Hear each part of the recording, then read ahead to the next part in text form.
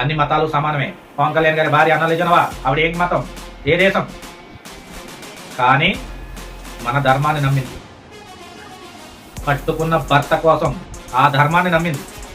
ఆ ధర్మం వెనక ఆవిడ నడుస్తుంది, ఆవిడ వెనక మేము నడుస్తాం. ఇప్పటికైనా సన్నాసులారా మారండి. హిందువుల మీద జరుగుతున్నటువంటి దాడులు ఖండించండి.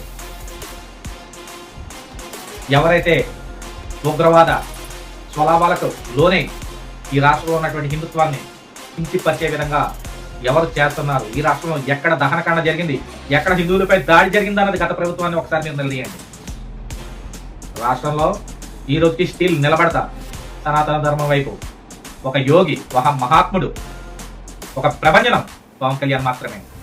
దమ్ము ధైర్యం ఉంటే, మీలో మానవత్వం ఉంటే, హిందూ భావజాలాలు ఉంటే పవన్ కళ్యాణ్ వెనక నిలబడండి. ప్రతి పనికి మన వెనకాల గద వెనకాల నిలబడితే మీ బతుకులు ఎప్పటికీ. నేను మళ్ళీ ఒకసారి చెప్తున్నాను, హిందువుల మనోభావాలే గొప్పవని నేను అన్నాను. పరధర్మాన్ని గౌరవించు, మన ధర్మాన్ని నిర్వర్తించు. మన ధర్మం ఉన్నటువంటి ధర్మం పరధర్మాలను గౌరవించమని చెప్తుంది. ముస్లిం, బౌద్ధ, క్రిస్టియన్ అందరినీ గౌరవించండి, కానీ మన ధర్మాన్ని కాపాడండి. ఎక్కడ ఏ ధర్మం, ఏ మతం కూడా ఇంకొక మతాన్ని అగౌరవపరచమని చెప్పలేదు. అన్నాలేజవా ఎక్కడ పుట్టింది, ఎక్కడ పెరిగింది, కానీ హిందూ సాంప్రదాయంలో హిందువుల కోసం 10 అడుగులు వేయండి మీరు చాలు, కొండలు ఎక్కర్లక్కర్లేదు.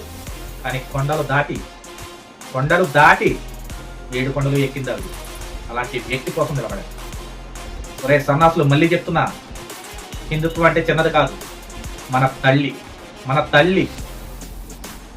తల్లి ఎలాగో అలాగే హిందుత్వం అలా. ఒళ్ళు దగ్గర పెట్టుకుని ఎప్పటికైనా హిందుత్వాన్ని ఎక్కడ అవగౌరవపరచకుండా హిందువుల కోసం నిలబడండి అంతే.